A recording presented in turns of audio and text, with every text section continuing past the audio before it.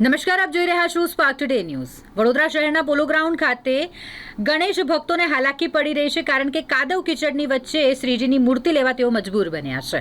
ગણેશ ચતુર્થીને ગણતરીના કલાકો જ બાકી રહ્યા છે અને તેવામાં ગણેશ ભક્તોને હાલાકી પડી રહી છે।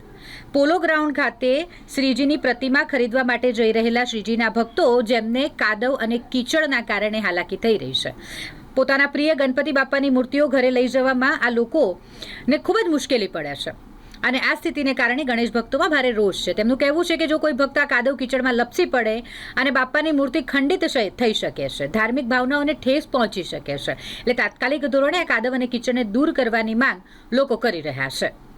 અમે પોલો ગ્રાઉન્ડ આવ્યા છીએ ને અત્યારે અહીંયા એટલું કીચડ છે અને બધા અમે અહીંયા ગણપતિની મૂર્તિ લેવા આવ્યા છીએ, પણ બહુ હેરાન થાય છે। અમે છેક બાપોદથી આવ્યા છીએ, થોડું બી ગવર્મેન્ટનું સપોર્ટ નહીં, બધું જ એટલું ખરાબ છે। થોડુંક અહીંયા ગવર્મેન્ટે કામ કરવું જોઈએ।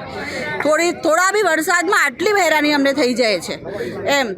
વડોદરા શહેર ફેસ્ટિવલ સિટી કહેવામાં આવે છે, જ્યારે આવી પરિસ્થિતિ સર્જાતી હોય તો શું કહેશો? શું જો ફેસ્ટિવલ સિટી હોય ત્યાં બધું સ્માર્ટ હોવું જોઈએ, સ્માર્ટ વર્ક। અહીંયા મને ક્યાંય બી એવું નહીં લાગતું કે આ સ્માર્ટ વર્ક છે। એટલે આપણે બીજા સિટીમાં જઈને અહીંયા વડોદરાને કમ્પેર કરીને ક્લીન સિટી, ગ્રીન સિટી કહેવામાં આવે છે, એ ક્યાંયથી બી અમને ક્લીન સિટી, ગ્રીન સિટી જેવું લાગતું જ નહીં।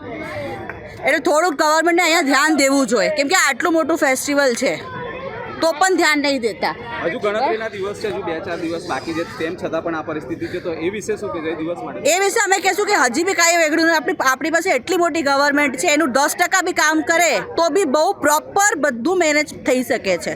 એટલે આ બહુ ખોટું કહેવાય। લાઈક બીજેપીની ગવર્મેન્ટ હોવા છતાં મેજોરિટીની ગવર્મેન્ટ હોવા છતાં આ હાલત છે। અને આ જે બોલે છે એ તો પ્રેગ્નન્ટ છે અને આવી હાલતમાં અમે કિચનમાં ચાલીએ છીએ, કેટલું ખરાબ કહેવાય, બહુ ખરાબ કહેવાય, આ ના સારું કહેવાય। આ છોકરાના પગ જો શું નામ તમારું? મારું નમિતા ત્રિવેદી। પોલો ગ્રાઉન્ડ में એવી પરિસ્થિતિ છે કે અમે પાદરાથી આવ્યા ગણપતિ લેવા માટે ને અમે ટેમ્પો પોલો ગ્રાઉન્ડની અંદર નાખ્યો, એટલે મૂક્યો ને તો આખો ટેમ્પો ફસાઈ ગયો। અમારે કમસે કમ અડધો પોણો કલાકે ટેમ્પો બહાર આવ્યો ને કોઈ બી પબ્લિકને આજુબાજુને બધાને પૂછી દો કે આ ટેમ્પો કઈ ના કર્યો, કેટલા લોકોએ જોયું હશે। અત્યારે નાના છોકરાઓ બધા ગણપતિઓના એમને માટે એ ગેલા હોય છે, ગણપતિ માટે નાના તાબુડિયાઓ આવા કેટલાય હેરાન થાય છે ને ચાલવાનું પણ બહુ એટલી તકલીફ પડે છે કે પગ જ ઉપરતા નહીં, ચોંટી જાય છે આખું બધું જ ને કેટલો કિચ્ચર છે।